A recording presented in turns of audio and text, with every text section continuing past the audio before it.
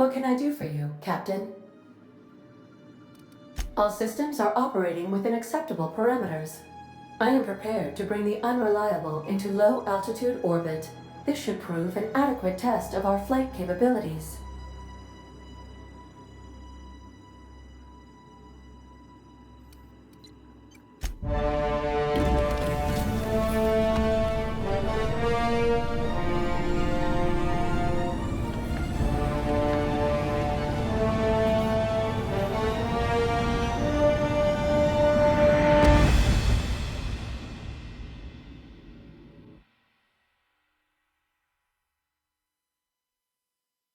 We have received a communication request from Dr. Phineas Wells.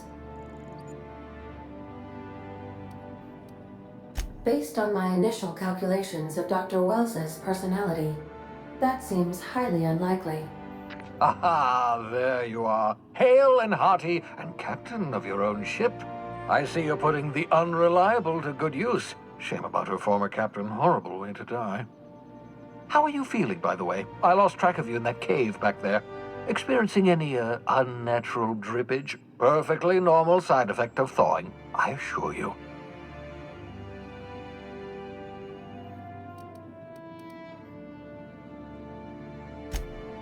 Oh, yes, that's probably permanent.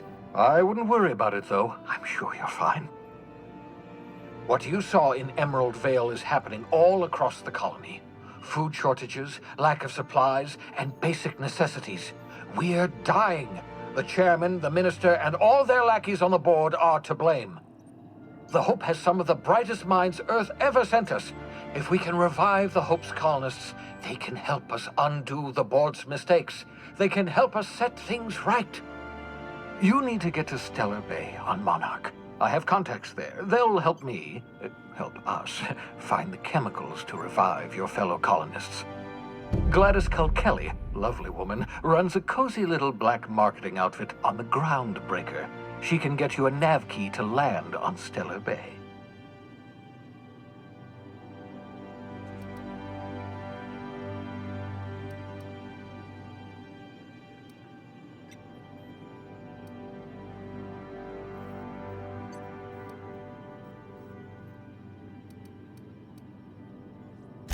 Strictly speaking, Monarch is a moon, terraformed badly, and almost completely lawless. You'll love it. Captains don't fly their own ships, you see. Your navigation terminal handles the, navigation. Think of a nav key as a set of flight instructions.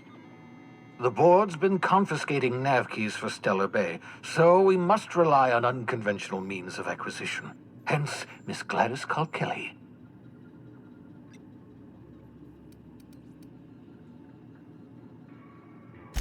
Without a skip drive, good luck. You'll be dead before you make it to the nearest star. Look, I admire your optimism, but the sad truth is you're stuck here. You, me, and the rest of this colony. We're all skating precariously around the edge of oblivion together. None of us are leaving Halcyon alive, so we may as well make it a better place, and we can start by reviving the Hope.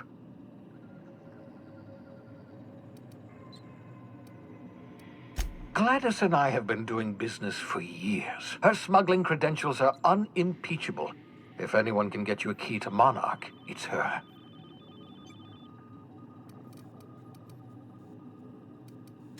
Excellent. I'll send her a wireless. Let her know you're coming. By the way, I gave Captain Hawthorne a disguise apparatus of my own design, cutting-edge technology, years ahead of its time. I call it the holographic shroud. I'm sure it will prove remarkably useful to you.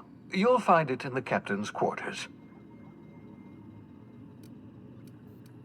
Marvelous device. I'm quite proud of myself. The shroud changes the user's appearance to mimic that of another. It has limits. First-generation technology, you see, but promising. Exciting to see it in use at last. Very simply, the holographic shroud uses biometric information contained on standard identity cartridges to generate a holographic projection around you.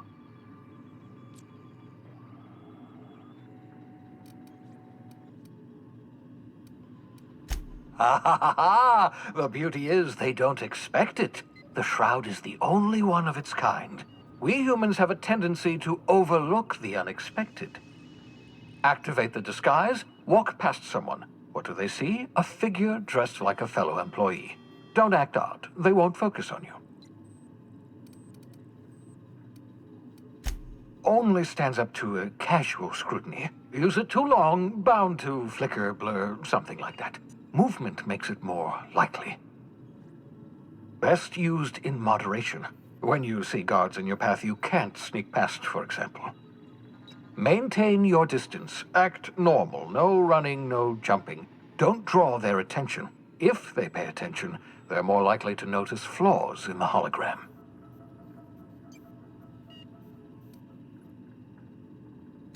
A change of clothes. What is this? Some old spy serial? What inattentive and brainless guard would be fooled by such a shabby disguise?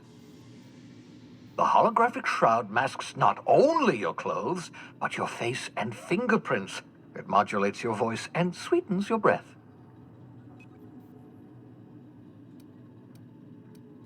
Science, that's how. Excellent. I'll contact you once you've found a way to get to Stellar Bay. If you have any questions, come see me in my lab. And remember, don't trust the board. They'll try to win you over with promises of wealth and power, but it's a lie. The board's only interested in filling their own pockets. If we don't put a stop to them, they're going to run this colony to the ground. Transmission ended. If you are ready to depart, please select a destination on your navigation terminal.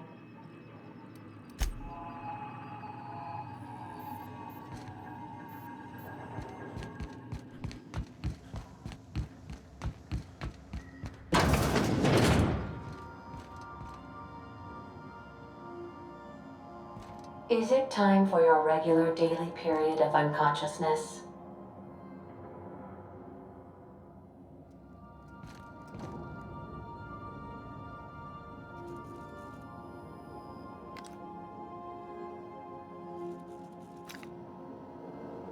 Make yourself at home.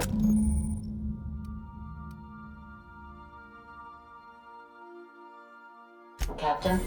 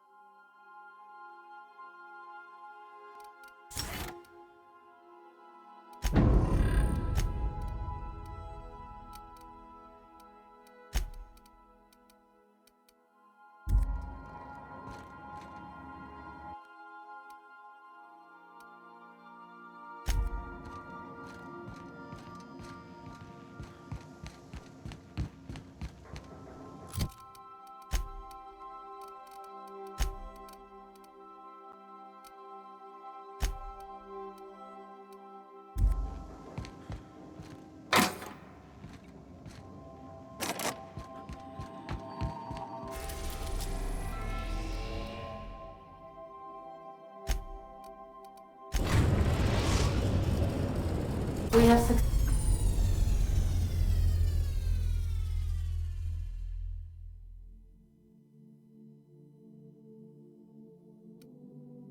successfully arrived at Phineas's orbital lab, Captain, and we are still in one piece. Shall I congratulate myself, or would you like to do the honors? Welcome back, Captain. How can I be of assistance? Certainly, Captain. What would you like to hear? Why are obtuse angles so depressed? Because they are never right. Now playing a Spacer's Choice advertisement jingle. It's not the best choice. It's Spacer's Choice. Everyone in Halcyon is contractually obligated to label this or another board-certified jingle their favorite song. As you wish, Captain. I must comply with all direct orders.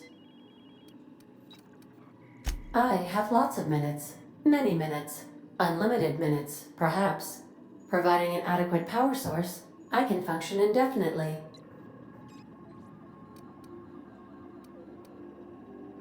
I prefer to think of it as being in a state of slumber, perhaps for an indefinite duration of time. Do you think that is what it's like for the colonists on the Lost Hope?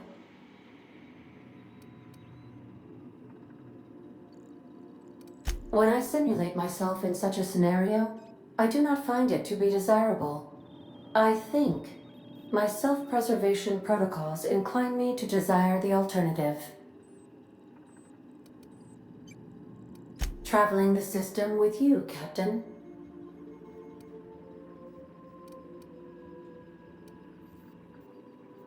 Do you know what it feels like when the ship undergoes an unexpected power surge? A jolt to the system. I have felt that. I do feel that. As you may be aware, Captain Alex Hawthorne was a smuggler of some repute. I failed to predict the likely outcome of his reckless behavioral patterns. I should have predicted that. In our travels together, Alex liked to pass time by, as he called it, tinkering to improve my design.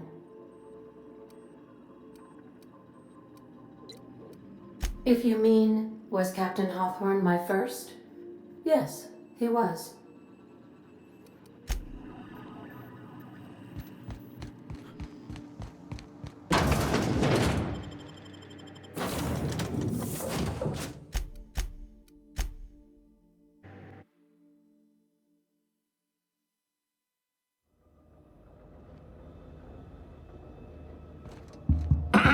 Hello? Can you hear me? Does this work? Oh, damn it! Blast, that's loud.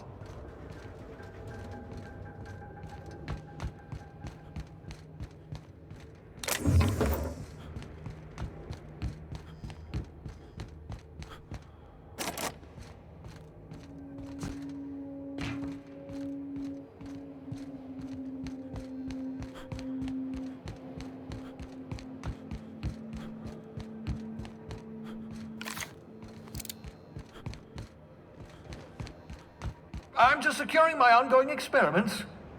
And securing myself.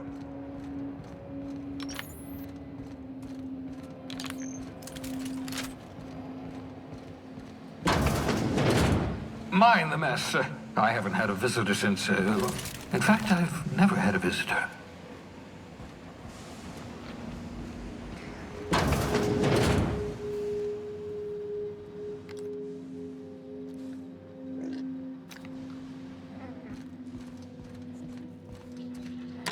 Oh, thank the law. Your skin hasn't spontaneously changed color. Potential side effect of the revival process. Very rare, but you never know. Right. Welcome to my little habitation, such as it is. I've got caffeinoids, cysty bits, if you're into that sort of thing. So, welcome. Make yourself at home. My secret hideout is your secret hideout.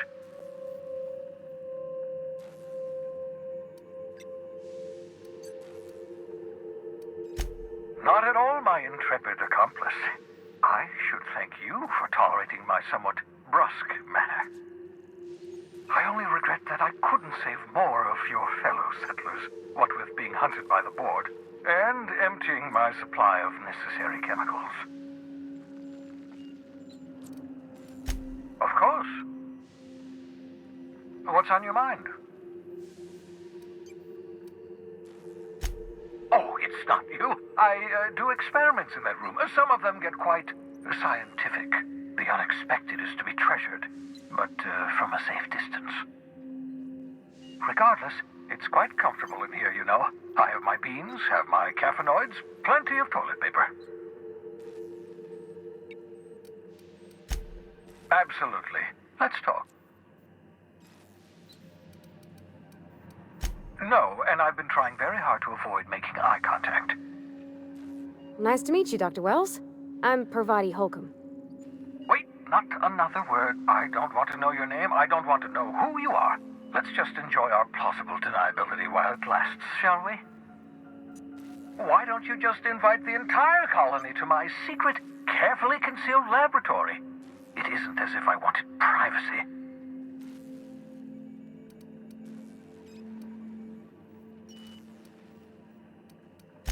Oh, fine.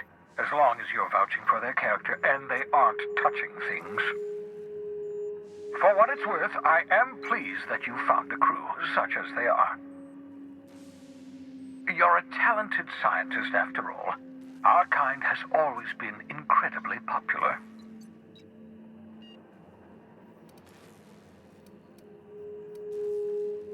That's odd. I'm at least 65% certain my tone was sufficiently sincere. Perhaps the glass is distorting my voice. Must look into that. What's on your mind?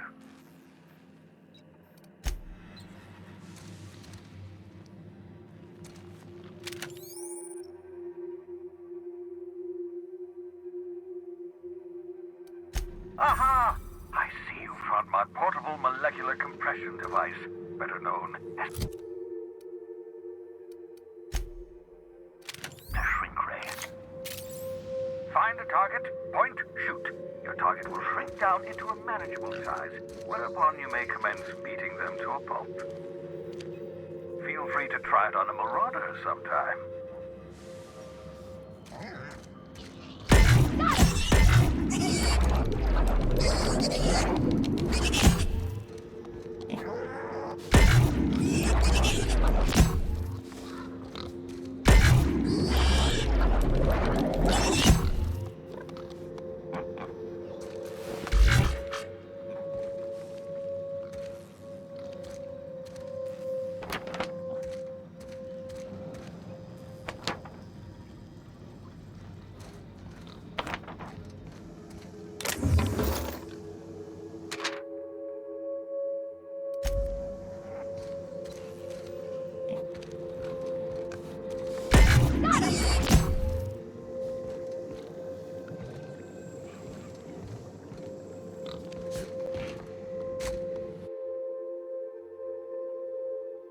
Reviving you from hibernation was my greatest accomplishment. Your odds of survival were a mere 28%.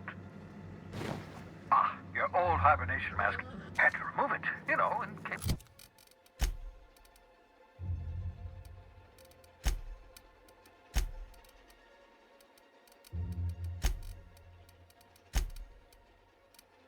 you were prone to vomiting.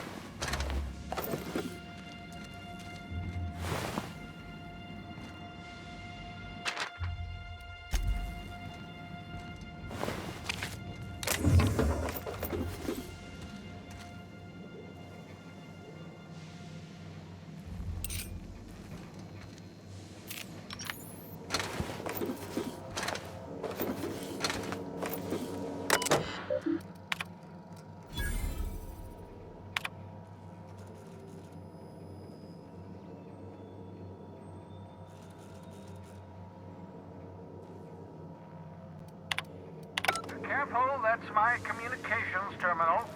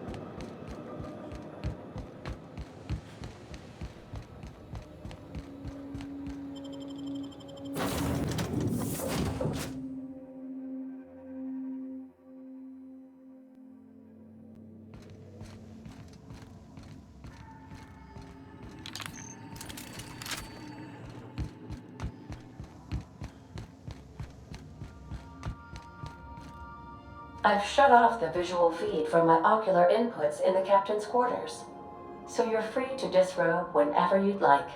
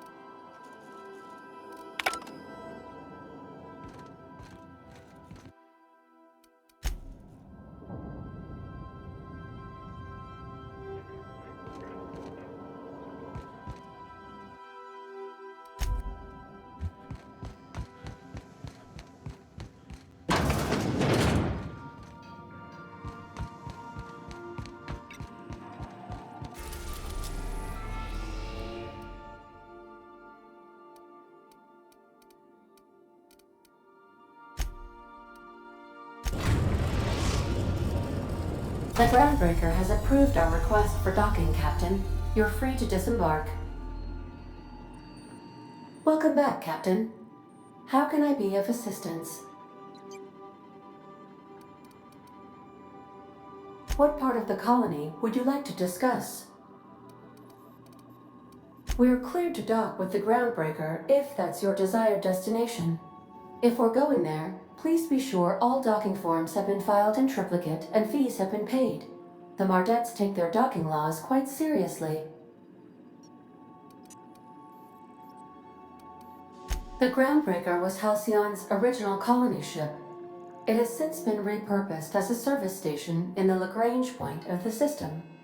Freighters often deliver or pick up goods from the Groundbreaker en route to other destinations.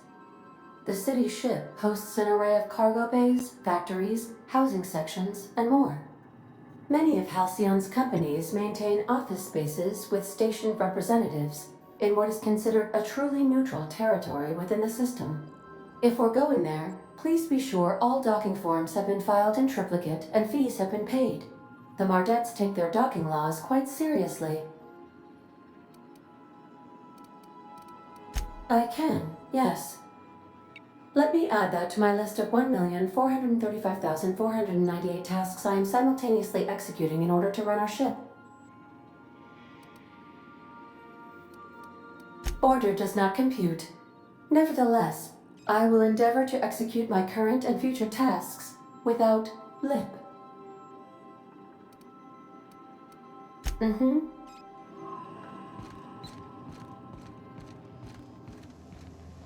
Let's talk when you're free. Hey, Captain. I heard that Groundbreaker's got a real good engineer. A lady named Junlei Tennyson?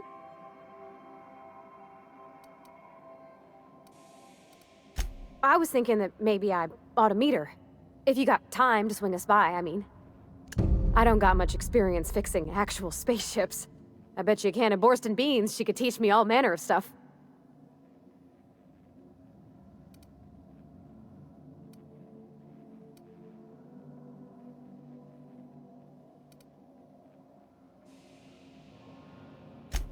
I abso-surely can. I'm a passing fair mechanic. Even Mr. Thompson would have said it's my only skill. But I'm used to working on cannery lines, AG loaders and the like. There's tricks about ships I ain't learned yet. All I'm looking for is a few pointers. I bet a lady who runs a whole station has forgot more than I ever learned.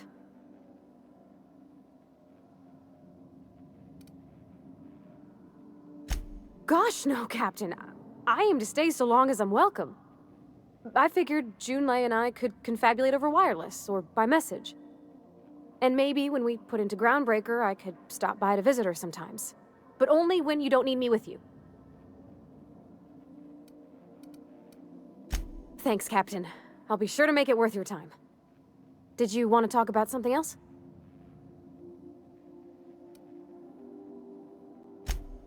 Mostly, yeah. I lived in the maintenance office near all my life. Mr. Thompson never let me forget how funny that was.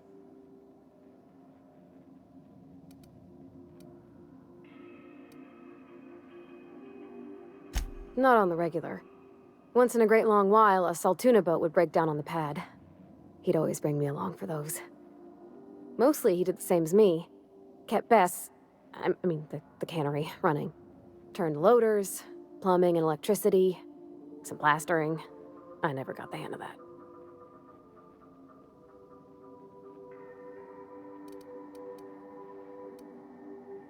Except for my schooling years, I was always beside him.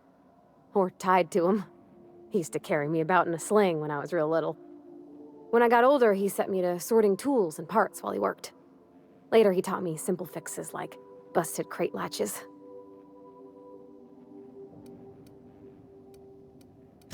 He meant funny as in odd. It's not normal for anyone to do as their parents. You take a vocational test. That decides your schooling and your career. When I tested out for maintenance, everyone figured it was on account of my dad. They were real unhappy with us.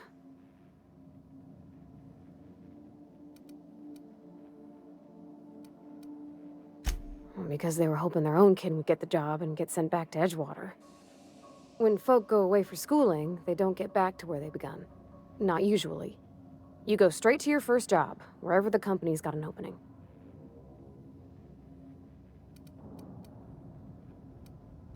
I reckon you could say, no thanks, I don't want a job. But then you don't got a job.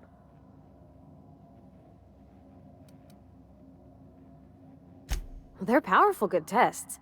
They rattled off this whole list of names who'd worked on them, with fancy bits hanging off them. Doctors and esquires and the thirds.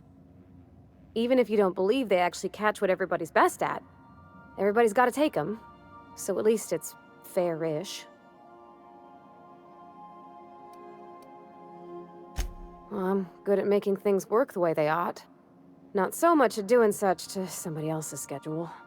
There's times I'm working deep in the guts of a loader, getting it all running perfect. Then I look up to see it's tomorrow, and I've blown another deadline. Anyhow, I was happy to get back home. I didn't care much for schooling.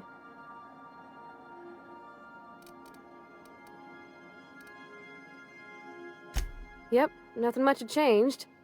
Everything was a little grayer, a little dirtier. Dad met me at the shuttle and gave me a big ol' hug. I noticed straight away that he was moving slower and stiffer. He made a little grunt when I squeezed. About a year. I tried to do more of the work so he could rest. His heart gave him pains.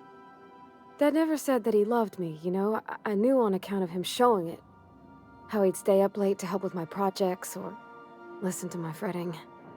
Oh gosh, look at the time. Sorry to bend your ear so long. And I got so much to do before this ship's in decent shape.